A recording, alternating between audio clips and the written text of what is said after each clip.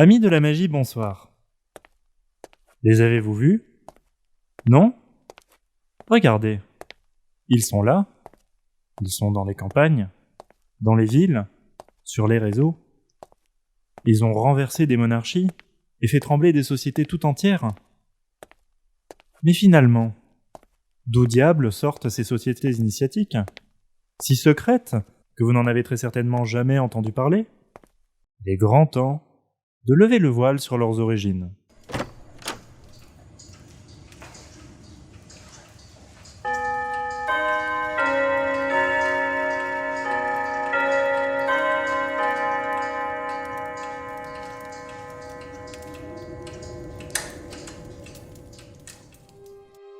Pour faire suite à la vidéo consacrée à l'histoire de la magie, nous allons nous intéresser dans cet épisode aux courants ésotériques occidentaux.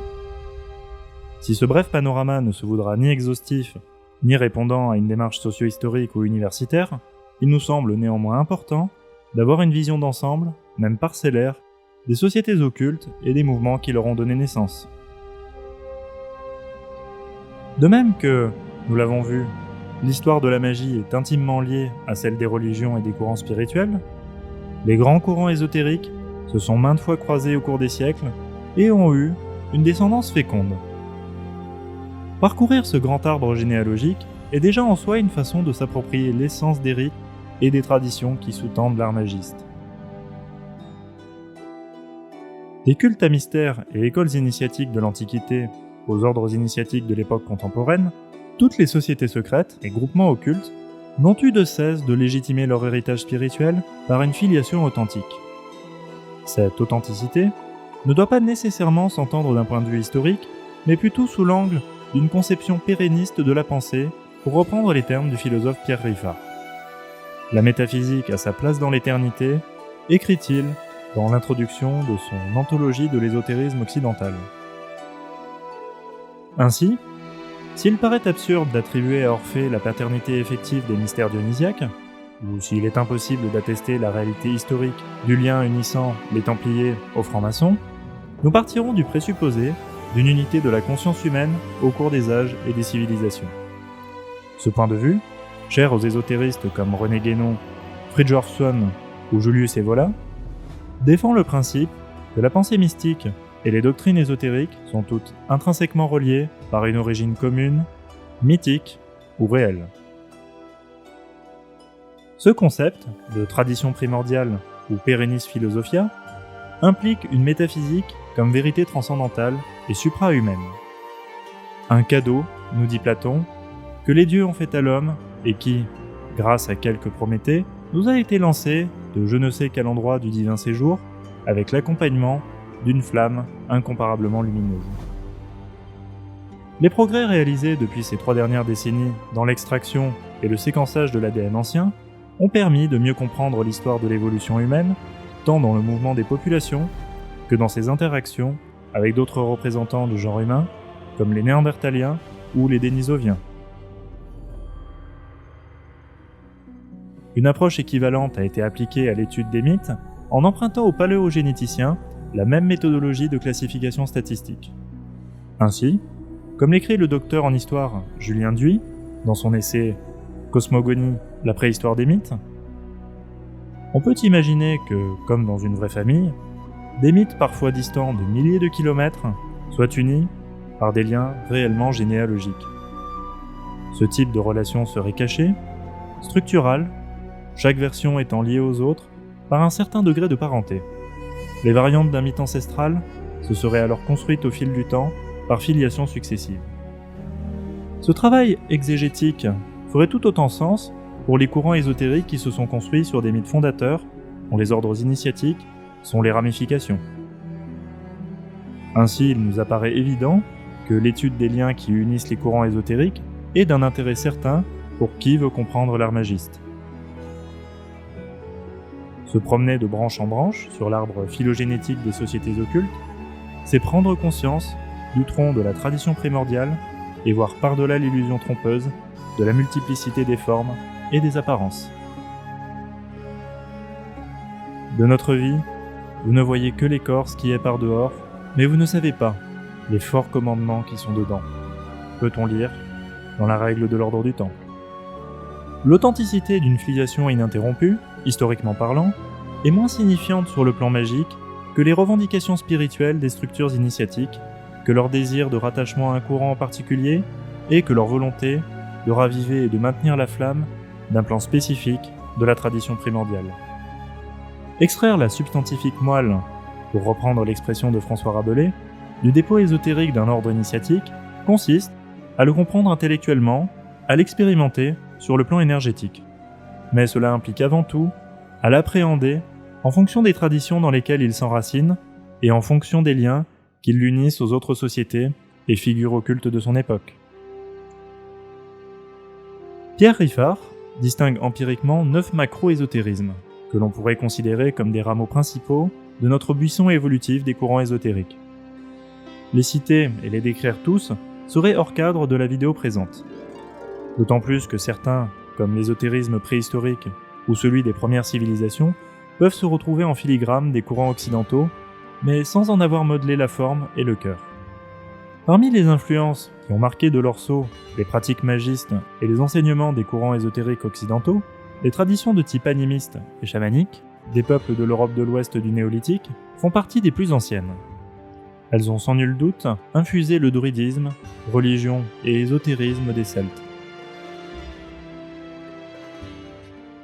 La Grèce antique, considérée comme le berceau de la civilisation européenne, a eu quant à elle plusieurs voies d'influence sur l'ésotérisme occidental. Citons en premier lieu son fond mythologique qui a été une source symbolique, cosmogonique et eschatologique d'une immense richesse. On doit aussi à une part de sa mythologie toute la réinterprétation qui en a été faite dans l'orphisme. Ce courant attesté à partir du 7e siècle avant notre ère a certainement contribué, avec le néopythagorisme, à la construction de la structure universelle que l'on retrouve dans toutes les sociétés occultes contemporaines, un enseignement spéculatif qui repose sur un patrimoine mythologique et symbolique, une voie d'accomplissement au travers de rites d'initiation et de passage de grade, et des techniques opératives qui mêlent pratiques magiques, état modifié de conscience, communication avec des esprits, terme pris dans son acception la plus large. Quelques siècles plus tard, lors de la période alexandrine, l'ésotérisme grec s'est mêlé à la culture égyptienne antique et aux philosophies du pourtour du bassin méditerranéen pour donner naissance à l'hermétisme gréco-égyptien à qui l'on doit énormément dans le développement de la magie cérémoniale et surtout de l'alchimie. Sa figure tutélaire Hermès Trismégiste, le 3 fois grand, est devenu le patron de l'ésotérisme occidental et son rayonnement a pénétré l'occultisme de toutes les époques, Antiquité, Moyen-Âge et aussi la Renaissance.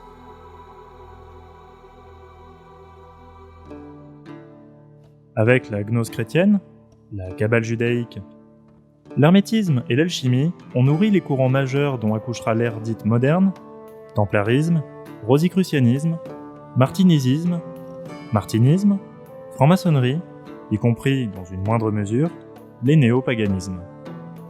À ce titre, le néo-druidisme en est un parfait exemple. Réveillé au même endroit et la même année que la franc-maçonnerie, il a adopté le même cursus de progression initiatique. Pour mieux saisir tout cela, prenons un autre exemple, celui de l'Hermetic Order of the Golden Dawn in the Outer, dit Golden Dawn. Les concepts métaphysiques et rituels de magie cérémonielle de cet ordre seront largement mis en lumière par l'étude des courants ésotériques qui l'ont influencé, notamment la philosophie judéo-alexandrine, le néoplatonisme juif, la kabbale judaïque et la kabbale chrétienne. Si l'on s'intéresse à ses fondateurs, Samuel MacGregor, William Woodman et William Westcott, il est tout aussi éclairant de constater que tous trois étaient francs-maçons et membres de la SRIA, Societas Rosicruciana in Anglia. Westcott appartenait également à la Société théosophique. Par le biais de ses ramifications dans le grand arbre généalogique de l'ésotérisme occidental, la Golden Dawn s'insère de toute évidence dans le courant maçonnique rosicrucien et porte de ce fait dans ses gènes, au moins symboliquement, une parenté lointaine avec le templarisme médiéval et le gnosticisme antique. En embrassant le cercle familial, l'apparence de notre arbre offre encore plus de similitudes avec le buisson phylogénétique du vivant et ses innombrables branches. Alistair Crowley, qui a dirigé la Golden Dawn et l'a marqué de son empreinte, a également été franc-maçon et membre d'un ordre néo-templier, l'OTO, Order Templi Orientis. Ce dernier fut fondé par Theodore Reuss, initié à la franc-maçonnerie hermétique égyptienne, et martiniste. Les courants ésotériques et les arts magistes ont emprunté des voies qui furent souvent les mêmes que celles des religions et des traditions sacrées. Mais leur plus grande perméabilité a grandement favorisé les hybridations et les métissages. C'est la raison pour laquelle il ne faut pas s'étonner plus que de mesure d'observer que les différences qui opposent ou éloignent les dogmes religieux n'ont pas cours dans la magie, car il ne s'agit majoritairement que des contradictions apparentes ou des nuances de forme. À cet égard, nul ne serait plus surpris sur cette chaîne de découvrir que Papus, occultiste de la fin du XIXe siècle, eut arpenté, sans état d'âme et d'un même front, les voies de l'ésotérisme chrétien avec l'ordre martiniste et l'église gnostique, l'hermétisme gréco-égyptien avec la franc-maçonnerie de Memphis-Misraïm, la Kabbale avec la Golden Dawn et l'ordre hermétique de la Rose-Croix, le spiritisme d'Allan Kardec, ou encore les traditions orientales avec la société théosophique de Blavatsky. Plus proche de l'époque contemporaine, la Wicca, religion néo-païenne, ne fait pas exception. Créée par Gerald Gardner en 1954, elle semble, par son syncrétisme puisant dans les chamanismes nordiques et celtes, être complètement à part des autres mouvements ésotériques occidentaux. Il n'en est rien.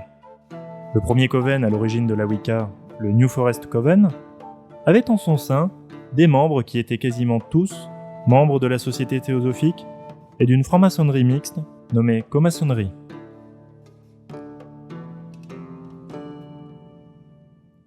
L'une des membres les plus illustres de ces deux dernières entités était Mabel Besant Scott, fille d'Annie Besant, troisième dirigeante de la Société théosophique.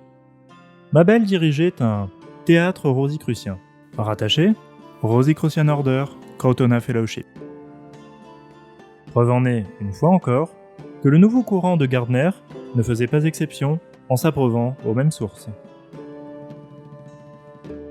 Pour prévoir l'avenir, il faut connaître le passé, car les événements de ce monde ont en tout temps des liens au temps qui les ont précédés, écrivait Machiavel. Le sens des rites peut s'approfondir par une meilleure connaissance de l'histoire de leurs fondateurs et des courants spirituels avec lesquels ils ont été en contact. Ceux-ci, malgré des différences structurelles ou de forme, présentent des dénominateurs communs. Au-delà des apparences, ils possèdent surtout une unité dans ce qu'ils nous révèlent sur la façon de manipuler les énergies des plans subtils qu'il convient à tout magiste sérieux d'étudier. Les ordres initiatiques, les grandes figures de l'occultisme et de la magie sont autant de vecteurs de transmission visibles dans l'histoire humaine, même si les historiens ne sont pas toujours en mesure de répertorier l'ensemble des maillons de cette chaîne que les initiés nomment Aurea Catena, la chaîne d'or. Mais ça, c'est un autre sujet.